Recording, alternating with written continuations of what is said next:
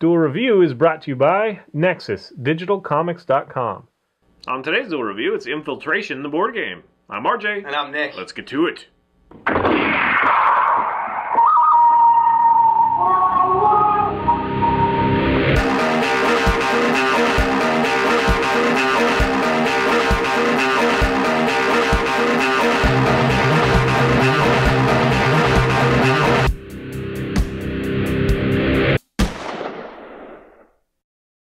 Hey guys, welcome to Wednesday the 17th of October. We are doing Infiltration, the game. That's right. It's another Android game. It was out this year, 2012, and we really wanted to do it after Android, the actual board game that we kind of ripped to shreds because it was overcomplicated in so many parts and really boiled down to just a point system rather than solving mysteries like it said on the back of the box. So we wanted to do one that's inspired by the Android world or part of the Android world that is a lot of fun that we really enjoy. Now, there are three major games, Infiltration being the only one that is totally unique other than the original Android, which we didn't like. The third one, Netrunner, is kind of a reboot of a game that had been out previously, 98 or something like that. They kind of revamped it for the Android world, which that one's also really great. I'm sure we'll do that either next week or the week after. But this one, Infiltration, is probably the simplest of the three. And it's not really a board game, even though it's called a board game. It's more of a card game, but the cards are very large. And what you do is you build rooms. So we reviewed, Clue, the Great Museum Caper? Right.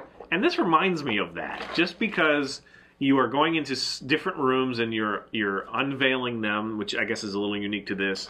But you're trying to grab stuff as much as you can, earn credits, and then make it out of the building alive and untrapped. So he's not going to be able. I don't know what he's doing because it does take up a little bit of space. Yes. You lay out rooms and you do it in a V. So you got like first floor, second floor. It's supposed to get that feeling like you break in from the first floor. I actually like to break it in from the top, like you're dropping in and whatever. You're trying to get down the basement and back out. But that's the point. Is you're uncovering rooms as you go in, and you're trying to get as far as you can, earn as many credits as you can, and then get the heck out before the alarm goes off. And we have this alarm counter that's actually fairly well put together. It's just got little plastic pieces and cardboard cutouts, so you assemble it when you first get the game. And it's got an alarm number on it, and then a rate, like a counter on it. Right. And when it gets to 99, it's over. The game is over. So you have to kind of manage your time. There are certain cards or NPCs. There are some NPCs in the game where if you encounter them, it's going to raise up your alarm, which means that every turn, the first player has to roll the die, and that number will be like +2, and then added to the main number until you get to 99. So when you get to about 70, you're like, oh shit, I got to really think about getting out. And there is one or two cards that have a automatic extraction if you interface with them. So you're really hoping that you run. If you're really deep into the facility, you're really hoping you run into one of those. Yeah. And if you get out, you'd be great. It is 2 to 6 player. We had a lot of fun playing with 2 characters, just the 2 of us, and then each play 2 characters, and we say, okay, well, one can run interference and the other one can get out or whatever, or you can get both of them out and we'll total together the credits. It worked out really fun for us. I think it added a little bit even more dynamic to it. Just to let you guys know, I have yet to actually make it out of the building. I have not played and been able to get out. Yeah, I've been the winner so far. And the 2 times that he won, he used an ability that was an auto extraction. He automatically gets out. Well, one of my characters. No, but I got out with the other character as well. Did you? But anyway, I kind of managed that, and that's part of the fun. So, again, each card has different stats on it. Some of them have mechanical locks, tech locks, and then they also have interface tokens. The interface tokens activates a special on the card. So if you play your interface card, and that's the thing, is each player gets a deck of cards and a hand to start with. Right, but they're really small cards. Yeah, they're very small cards, but the art is awesome. So yes. I wish they were full-size cards, but the art is brilliant. It's beautiful. Android, we kind of complained about the core game being fairly bland, some of the characters being really bland. Not so much in this or the other game, Netrunner. The art is just beautiful. I think especially this one. Again, I wish they were larger, but you have your hand.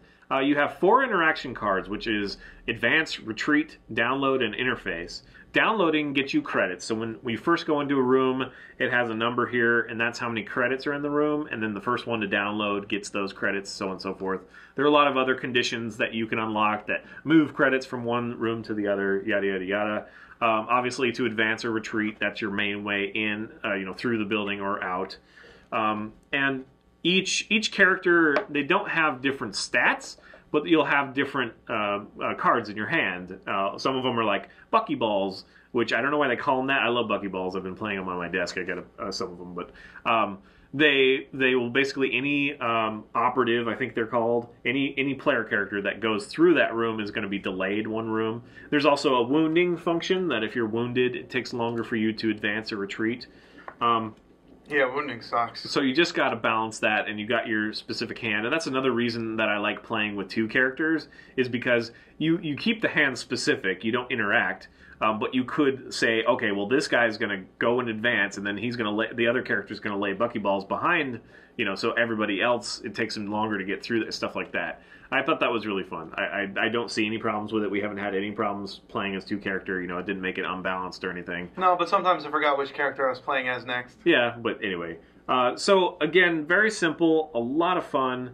When you uncover it, some cards have an automatic entry action. A reveal room. Yeah, there's a reveal action, then there's entry action. Right. So every time you enter, it happens, or when you reveal the room. It has prototypes that will help you, and basically the idea is to get as much credits as you can and get out of the building. And it's more challenging than you think. I mean, the first time we're like, oh yeah, and actually the guy who sold us the game, he warned us that, it feels, fairly low key and kind of laid back, but once your counter goes about halfway, you're like, oh crap, I got 5 moves to make it out of here, and I'm halfway into the building. So that makes it a lot of fun. And then of course, if you wound somebody, that means, 2 spaces in 4 turns, if they don't unwound themselves. And there are cards that unwound, and that's a lot of fun of it too, is the items that you draw, the cards that you draw. And you have a hand, but you don't refill your hand automatically. You have to rely on the game and uncovering in the rooms and stuff like that to actually draw another card. So it makes it a little bit less certain that you're going to get a good card that helps you out of the facility. Right, you really have to manage the cards that you start off with, because if you just throw them away in the beginning, you're going to need them later, and you're like, I can't need any more cards. And we only played with the 2 of us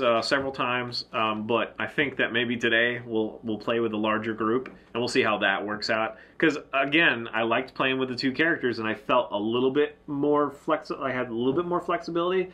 First of all, as long as one of them got out, at least I got those credits. Right. But if I was able to get both of them out, I'd be able to add credits, plus, kind of plotting. Because sometimes you have a really bum hand. You don't have any item cards that you want to use. So I would at least be able to, okay, well, this character's going to use all his items, and the other character's just going to go and loot as much as possible. So I really enjoyed that. And we'll see what happens when it's boiled down to, if you don't have a good hand, then you're kind of, up shit creek, as they say.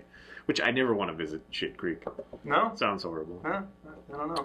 But Infiltration, really a great game, easy to recommend. I believe it's around $30 or so it's less expensive for the Android games, Final Fantasy Flight, of course. And I say go pick it up. If you like, it doesn't have mysteries to solve or anything like that, but it's a really simple, objective-based game with some great art and some great item cards. Just a lot of fun. What else? You have anything else to say? I've been kind of bogarting. No, it's fine. I mean, with games like these, with games, period, that I have to interact with other people, I'm very kind of picky about what I'm playing, because I feel like I'm being judged constantly by what I'm doing. Oh, well, you should have done that. What's wrong with you? And I'm like, whatever. But this one is just, just the simplicity of it makes it a lot of fun, and I really like just, It's 20, 30 minutes, depending on, sometimes the alarm can go way up, and it's even shorter than that. Oh, dude, that alarm. And he says by when the ticker hits 70, you just should start thinking about moving back. I think when it hits 50, because by then, not only is it moving up at a regular pace, but you're also adding in what the alarm is. So if this is on, what is it, what's the highest, 9? So if this is... Oh, yeah, good grief. Yeah, you roll 6 and it's all over. Right, yeah, you're screwed. It's 15 added, yeah. Yeah, so, it's just a lot of fun. I kind of play, usually I send one as deep into the facility as possible and hopefully uncover that room first that lets you get out by interfacing.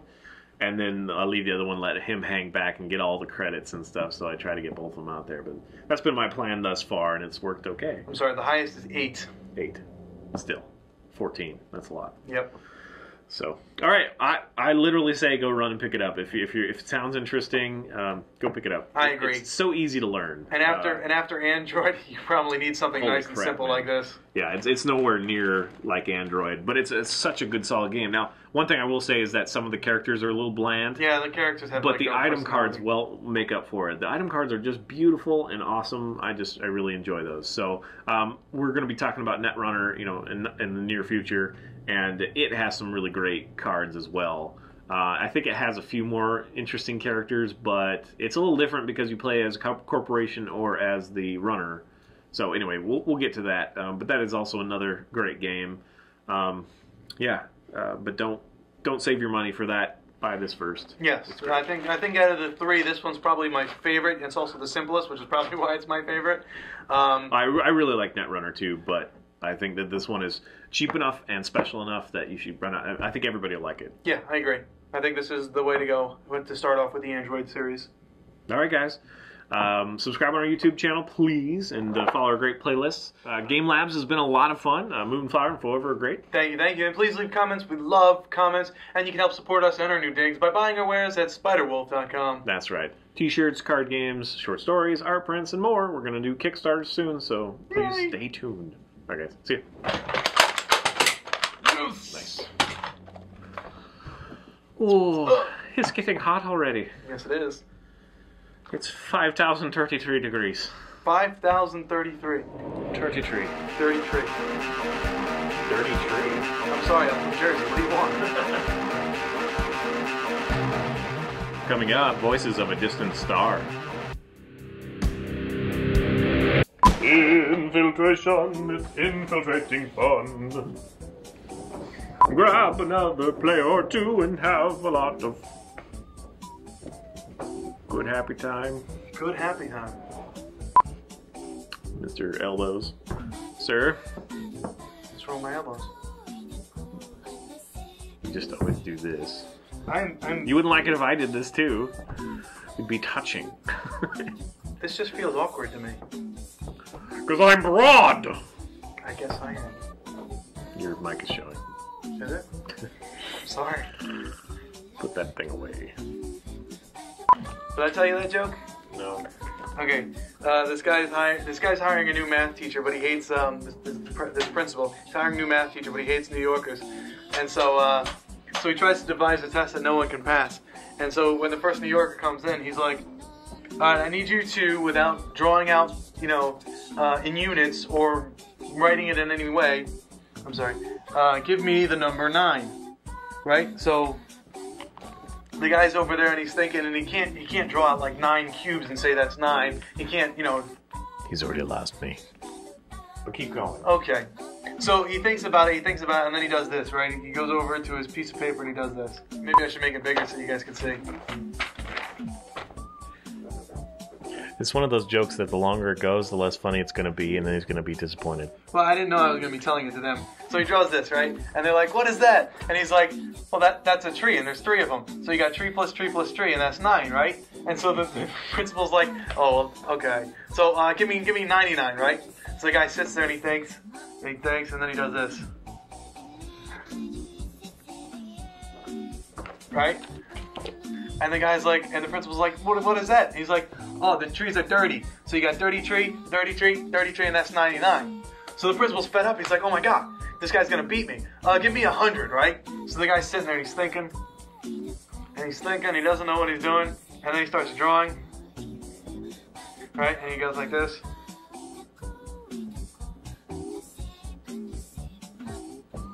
Right? And he comes up with this. And he's like, "What is that?" And he's like, "Well, that's a dog. And the dog took a crap next to each of the trees.